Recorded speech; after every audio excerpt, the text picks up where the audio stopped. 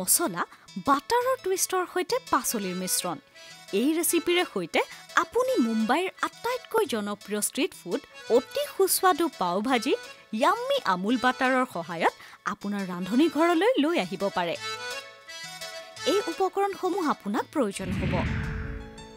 3 পৰা 4 টেবুল চামুচ আমুল বাটাৰ এটা ডাঙৰ পিয়াজ মিহিকৈ কটা দুটা ডাঙৰ বিলাহী মিহিকৈ কটা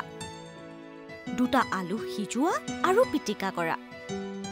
1 কাপ সিজোৱা সেউজীয়া মটৰ 2 টেবুল চামুচ সিজোৱা ফুলকবি 2 টেবুল চামুচ কটা ক্যাপসিকাম 1 চাহ চামুচ আদা নহৰু পেষ্ট সতেজ পাও বা ব্ৰেড বান আৰু আধা কাপ পানী আপোনাক প্ৰয়োজন হোৱা মছলাবোৰ হ'ল 1 চাহ চামুচ ৰঙা জলকীয়াৰ গুৰি 2 চাহ চামুচ পাও ভাজি মছলা নিমখ সোৱাদ অনুসৰি এটা গৰম ডিপ পেনত 4 টেবুল চামুচ ইয়াম্মি আমুল বাটাৰ দিয়ক ইয়াক ভালদৰে লৰাই দিয়ক আৰু সমানকৈ পাও ভাজিৰ তলত থকাকৈ সিঁচৰিত কৰি দিয়ক পৰৱৰ্তী পদক্ষেপ হ'ল মিহিকৈ কটা পিয়াজ যোগ কৰা এইবোৰ 2 মিনিটমান ভাজক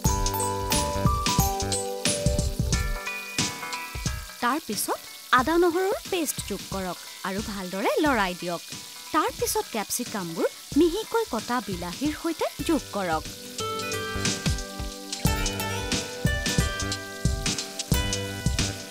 ৰঙা জলকীয়াৰ গুৰি আৰু পাও ভাজি মছলা যোগ কৰক ভালদৰে মিহলি কৰক আৰু এইটো মিশ্ৰণ 2 পৰা 3 মিনিটলৈ সিজিবলৈ দিয়ক আমুল বাটাৰৰ সোৱাদ পাচলিত সোমাই যাব আৰু এটা বিশেষ সুগন্ধিৰে আপোনাৰ ৰান্ধনি ঘৰ ভৰি পৰিব পৰৱৰ্তী পদক্ষেপ হৈছে সিজোৱা ফুলকবি পিটিকা আলু আৰু সিজোৱা মটৰ পেনটোত যোগ কৰা পাচলিখিনিৰ ওপৰত 100 মিলিলিটাৰ বা 1 কাপতকৈ অলপ কম পানী ঢালক এইবোৰ ভালদৰে মিহলি কৰক এতিয়া আহিল মজাৰ অংশ এটা মেছাৰ লৈ সকলোবোৰ পাচলি মেছ কৰক যাতে ই এক প্ৰকাৰৰ পাল্পলৈ পৰিণত হয় আপোনাৰ পাচলি মেছ সাজু হলে আপুনি পুনৰ 100 মিলিলিটাৰ পানী ঢালক আৰু জলখিনি ঘন হোৱালৈকে মিহলি কৰক এতিয়া আপোনাৰ পছন্দ অনুসৰি 1 বা 2 টেবুল চামুচ নিমখ যোগ কৰক আৰু ভালদৰে লৰাই দিয়ক ভাজিখিনি সিজিবলৈ পেনটো ঢাকনিৰে ঢাকি দিয়ক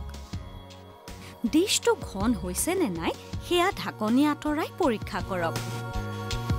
আৰু আপুনি সন্তুষ্ট হলে ষ্টভটো বন্ধ কৰক এই ভাজি অতি সোৱাদ লগা কিন্তু ৰব আপুনি ইয়াৰ সোৱাদ লোৱাৰ পূৰ্বে পাও সাজু কৰিব লাগিব এটা গৰম সমতল পেনত 2 টেবুল চামুচ বাটাৰ যোগ কৰক ইয়াত বানবোৰ কোমলকৈ টোষ্ট কৰক আৰু ৰিচ ক্ৰিমি আমুল বাটাৰত টোষ্ট কৰোতে এইবোৰৰ ৰং সোণালী হোৱাটো লক্ষ্য কৰক বানবোৰ লওক আৰু ভাজি প্লেটত দিয়ক আপোনাৰ পাও ভাজি সাজু হৈ উঠিছে আপোনাৰ নিজৰ আমুলৰ সৈতে